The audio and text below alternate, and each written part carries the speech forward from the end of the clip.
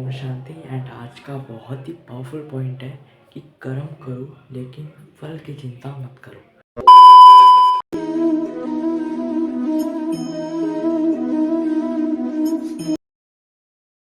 Back to my new vlog. And अभी सुबह के बज रहे होंगे 5 बज रहे होंगे शायद, मुझे अभी पता नहीं है, बट अभी टाइम हो रहा है 5 बजे।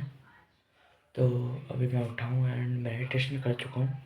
बाकी हम आपको सुबह मिलते हैं क्योंकि हमारे पास कुछ करने को नहीं। एंड आज का बहुत ही पावरफुल पॉइंट है कि कर्म करो लेकिन फल की चिंता मत करो। अब ऐसा क्यों है, ऐसा क्यों बोला गया है? इसमें सिंपल एक क्वेश्चन सभी का आता है, ऐसा क्यों है कर्म करे फल की चिंता क्यों ना करें? क्योंकि आपने यही चीज़ सुनी होगी बहुत ज़्यादा, कर्म करो फल की चिंता मत करो। क्योंकि अगर हम मेहनत से कोई चीज़ को करेंगे तो उसका कुछ ना कुछ फल मिलेगा ही। और मैं आपको एक स्टोरी के द्वारा से समझाता हूँ। एक आदमी होता है जो बहुत बूढ़ा होता है, 80 साल का होता है। एंड वो रोज एक पहाड़ी पे चढ़कर वो अंगूर खाने जाता है। तो फिर एक राजा होता है एंड राजा आके उससे बोलता है, मतलब उसको अपने प्रजा वो अपने महल में बुलाता है एंड उससे पूछताछ करवाता है कि ऐसा क्यों है, ऐसा क्यों है, इतना स्वस्थ किस तरह है। तो फिर वो राजा को जवाब देता है कि मैं एक पहाड़ी के ऊपर जाकर एक अंगूर खाता हूँ जिसकी वजह से मैं बहुत ज़्यादा स्वस्थ रहता हूँ। एंड फिर अगले दिन राजा और उसकी प्रजा के साथ वो निकल गए कि देखने की ऐसा कौन सा अंगूर है जिससे ये आदमी इतना स्वस्थ है। तो फिर वो पहाड़ी पे इतने ऊपर तक चढ़ के गए। तो फिर बाद में जब उसने अंगूर दिखाया तो उसने राजा ने गुस्सा होकर बोला कि ये तो नॉर्मल से अंगूर है, इनमें ऐसा क्या है?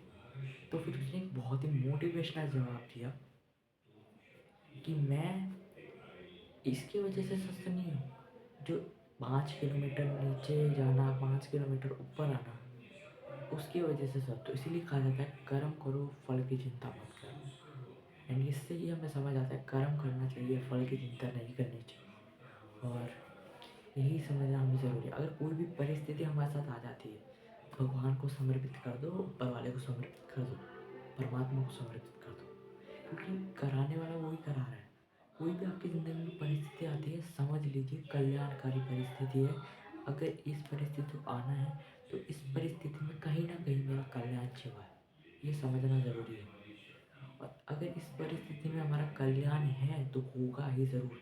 एंड अगर वो परिस्थिति में कोई भी प्रॉब्लम आ रही है, जैसे एग्जाम्पल सुनो कि अगर किसी के घर में पैसे की प्रॉब्लम है एंड उसने वो चीज़ सुन लिया, आपने वो चीज़ सुन ली, एंड अब वही चीज़ परमात्मा को आए, ऊपर वाले परमात्मा को बताओ कि मेरे साथ ऐसा ऐसा हो रहा है और मुझे क्या करना चाहिए, आप मुझे बताओ। तो थोड़ा वक्त रुको, या आपके द्वारा वो कार्य कराएंगे या फिर खुद ब खुद किसी को भेज देंगे कार्य कराने। तो समझना ज़रूरी है कि ऊपर वाला अपने सारे कार्य किसी न द्वारा करा ही रहा है। तो यही हमें समझना ज़रूरी है। चलो अब मैं आपको मिलता हूँ थोड़ी देर में। तो गाइस मैं मिलता हूँ आपको नए ब्लॉग के साथ, तब तक के लिए बाय बाय। मुझे पता है छोटा ब्लॉग है पर आज के लिए इतना काफ़ी है। एंड मैं मिलता हूँ अपने नए ब्लॉग के साथ, तब तक के लिए ओम शांति।